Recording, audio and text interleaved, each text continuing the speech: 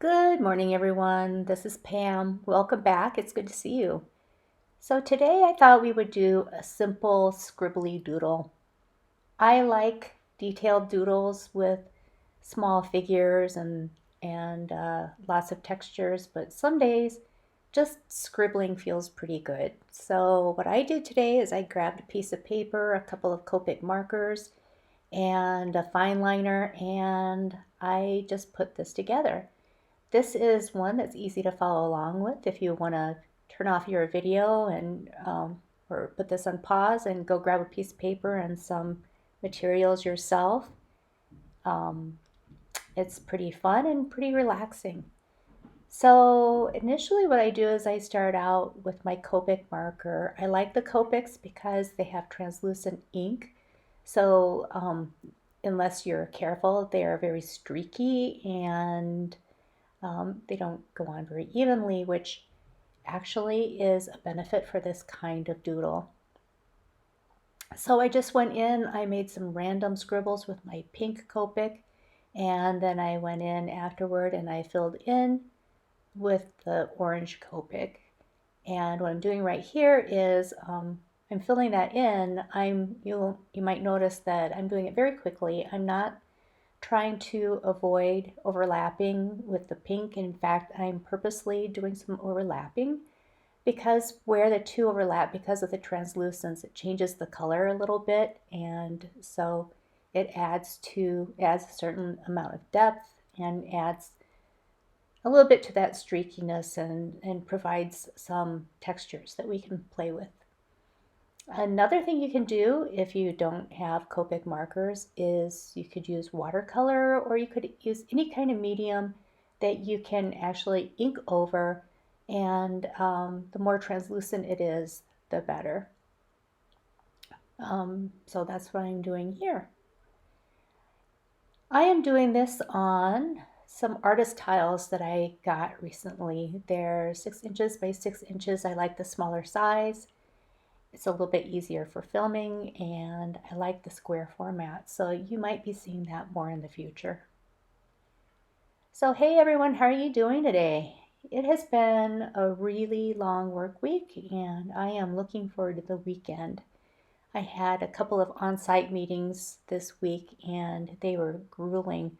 I find that especially, I've never been good about meetings, but especially after COVID, getting used to being alone all day in my house, it's really hard to go on site and sit in a small conference room with a bunch of people I hardly know.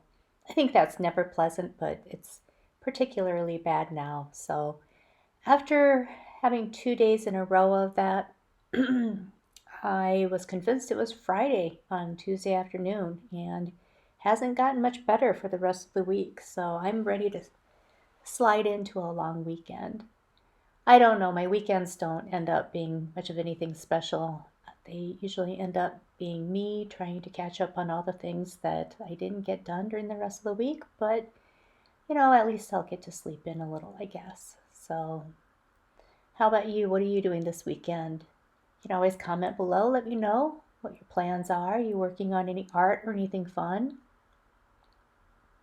So, getting back to the drawing after I've gotten all the scribbles in, and what I do is I just go back in and I outline any of the shapes that are made by the overlapping lines.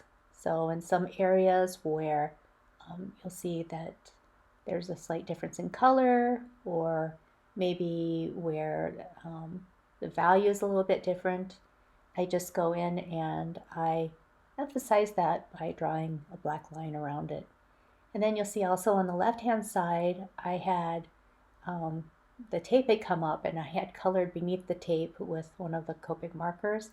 Rather than trying to hide that, I decided I was just going to capitalize on that by outlining that as well. And so it's one of those situations where, you can just look at something that looks like a mistake and say, well, I'll make it look like I meant to do that. So that's what I did there. I think it came out pretty well, actually.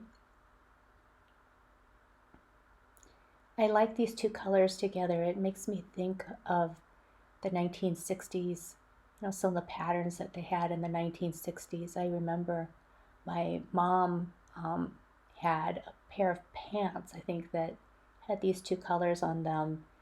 They had huge orange and pink flowers, I think, and they were bell bottoms. And that was I guess that must have been in the 1970s. That was a dark, dark time for fashion. That's all I can say. But I think it looks pretty good on a piece of paper, maybe not so much on a pair of pants. So here I go through and I just pick out some shapes that I like, and I'm adding a little bit of hatching just to give it some texture. And I think I did the initial outline with my 0.5 rotring isograph, and then I go in with my 0.2 millimeter isograph just to make these lines.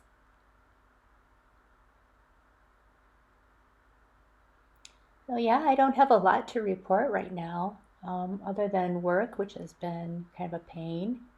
I don't know if I ever told you about Brian the cat. I have a cat named Brian. He's been especially horrible lately.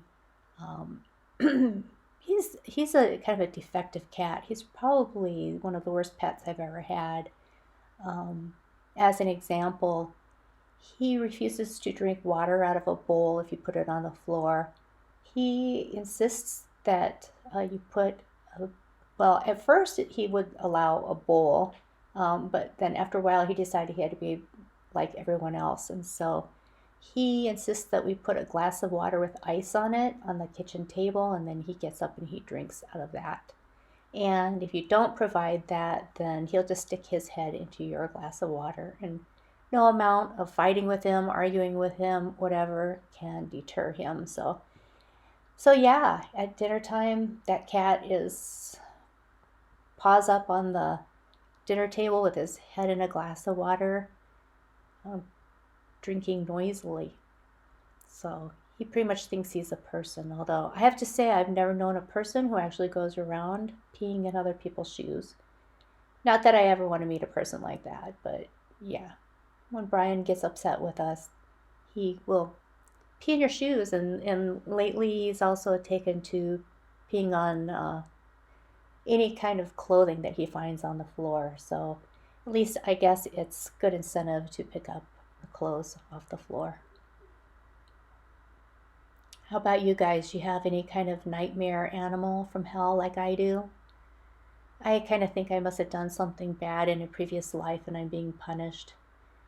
He's really fortunate that he's cute, because otherwise he'd be a goner by now.